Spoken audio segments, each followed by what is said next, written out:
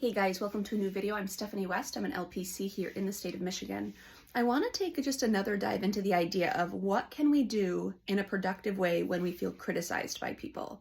Now, one of the things we have to delineate is someone being offensive or am I easily offended, right? There are key things we have to watch for in ourselves because perhaps we're taking offense at something that isn't actually offensive. And we do that all the time. And some of that comes from trauma history. Some of that comes from just a hypersensitivity to, other people being critical. Sometimes we are sensitive to tone. Sometimes we are sensitive to word inflection. A lot of times it is an us filter that's going on. But let's say someone comes at you and gives you some sort of critical feedback and you kind of feel affronted by that.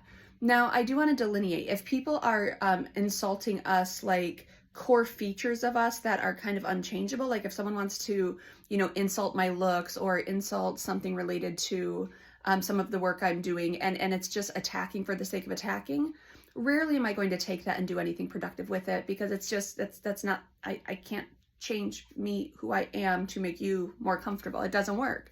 But let's say they, question my content, they question my delivery, they question my method. They're talking about something in my personality where maybe I'm delivering something too harshly.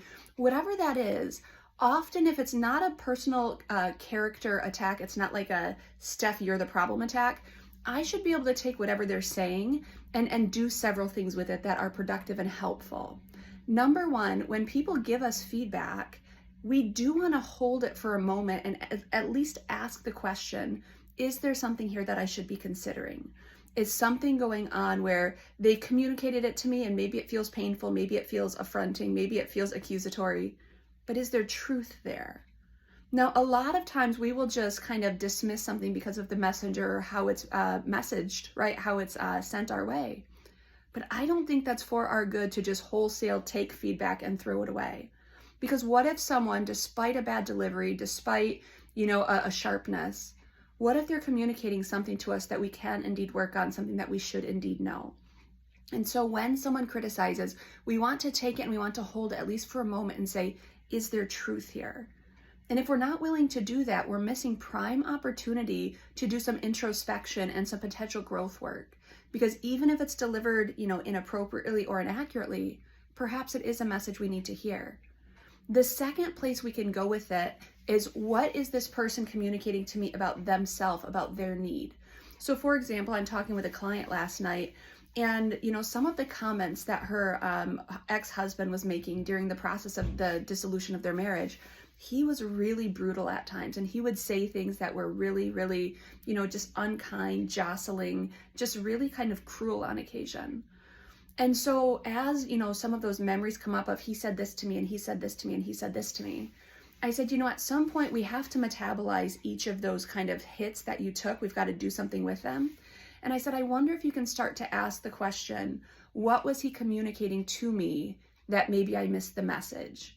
Maybe his delivery was really, really putrid, but perhaps he was saying something that in the moments I didn't hear that would have given me better insight or better ways to navigate the relationship.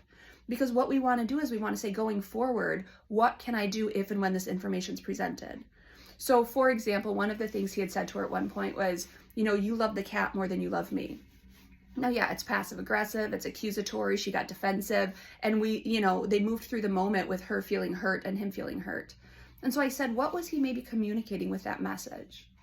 Well, he was communicating that he felt unseen, that he didn't know how to ask for her to see him, that he felt threatened by a feline because he was maybe that insecure in what they had going on in their relationship. That's a valuable message.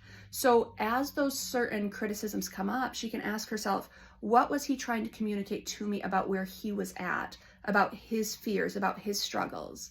Because communication is a two-way dynamic.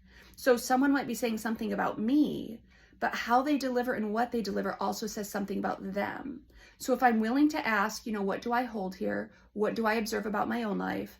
But also, what do I notice about them, about the way they're going about it? What can I glean from that type of reflection? It can be really helpful. The other thing we just talk about is we have to metabolize things that happen to us. So every comment that, she received that she's dwelling on, we've got to take it in, we've got to hold it, we've got to reflect on it, and then we kind of do something to release it. We do something to let that energy run through because the energy's been generated.